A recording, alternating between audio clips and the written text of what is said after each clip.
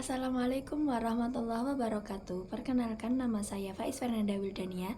Saya dari kelas D mata kuliah Fikih Muamalah Faraid dengan NIM 060201240032. Di sini saya akan menjelaskan tentang beberapa materi yang telah kami paparkan di kelas dengan jelas dan singkat. Selamat menonton. Bye bye.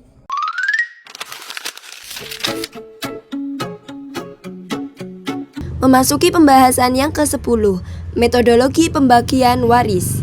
Menentukan langkah awal pembagian waris. Yang pertama, mengetahui istilah yang digunakan dalam pembagian waris, yakni asal masalah, adadul ru'us, saham, majmu' siham. Yang kedua, mengetahui golongan atau kelompok waris. Yang pertama ada ashabul furud, dzul qorobah, dan dzul arfa'am.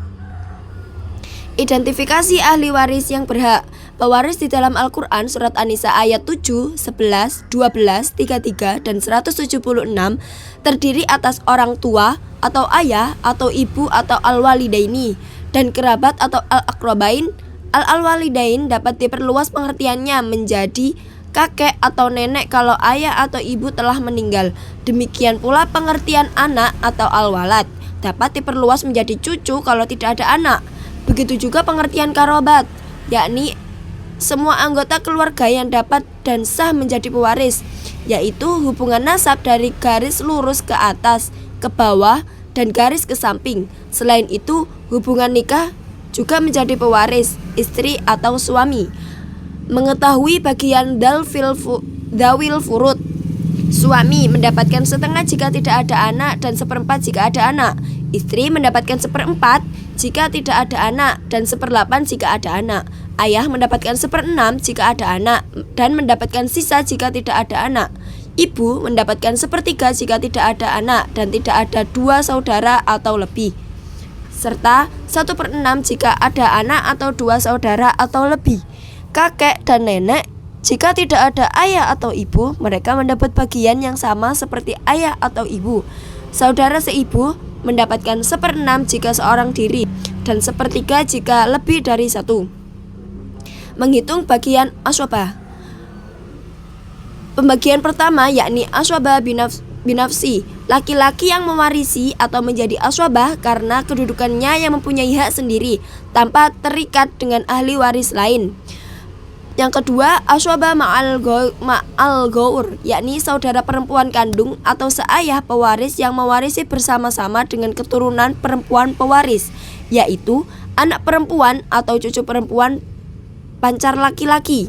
Yang ketiga, aswabah bil ghair, yakni perempuan yang mewarisi karena didampingi aswabah binafsi yang sederajat perempuan yang semula berkedudukan sebagai dzawil furud, tetapi karena ia mewarisi bersama dengan saudaranya yang laki-laki, maka berubah menjadi aswabah.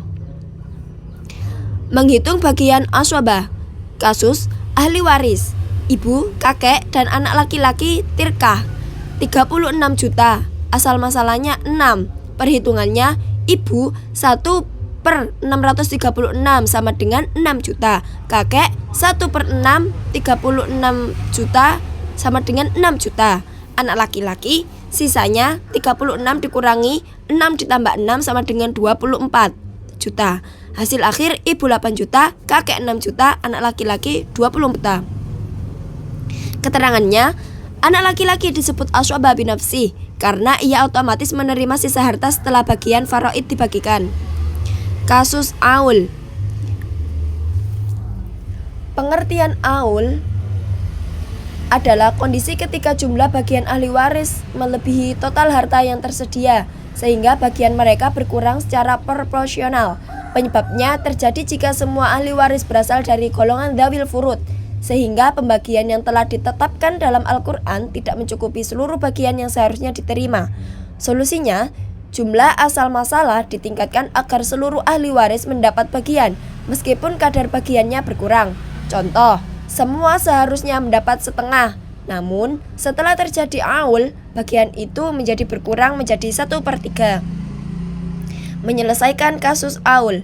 Kasusnya, seorang meninggal dengan harta warisan 60 juta. Ahli warisnya istri, ibu, 2 saudara perempuan sekandung dan 1 saudara perempuan seibu. tanpa aul atau asal masalah 12, total bagian 15, yakni melebihi am 12, harta kurang 15 juta. Metode aul, asal masalah dinaikkan menjadi 15, bagian dikurangi proporsional. Istri sama dengan 3/15 kali 60 sama dengan 12 juta. Ibu 2/15 kali 60 sama dengan 8 juta.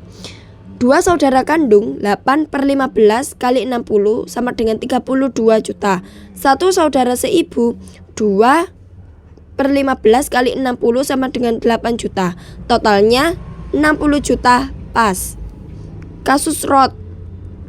Pengertian secara bahasa, rot berarti mengembalikan.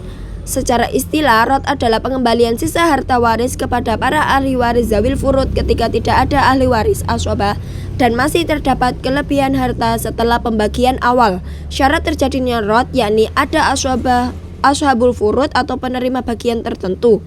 Terdapat kelebihan harta dari asal masalah, tidak ada ahli waris aswabah. Menyelesaikan kasus pewaris meninggalkan 3 anak perempuan. Harta warisnya 240 juta. Awal 2/3 kali itu 40 sama dengan 160 juta. Sisanya 240 dikurang 160 sama dengan 80 juta dikembalikan melalui rot.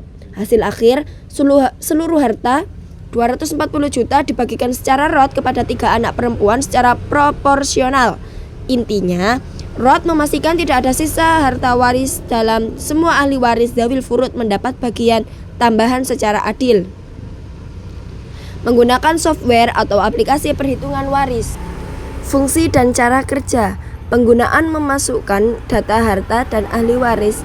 Sistem otomatis menghitung bagian sesuai ketentuan syariat. Menampilkan hasil pembagian secara cepat, tepat, dan mudah dipahami. Contoh aplikasi kalkulator waris. NU Online Super aplikasi memuat fitur hitung waris, bagian ahli waris, dan dalil hukum Islam. Keunggulannya, cepat dan akurat dalam perhitungan, dapat memperbaiki data input secara langsung, tersedia di berbagai platform, yakni Windows, Android, dan J2ME. Sekian dari saya, terima kasih.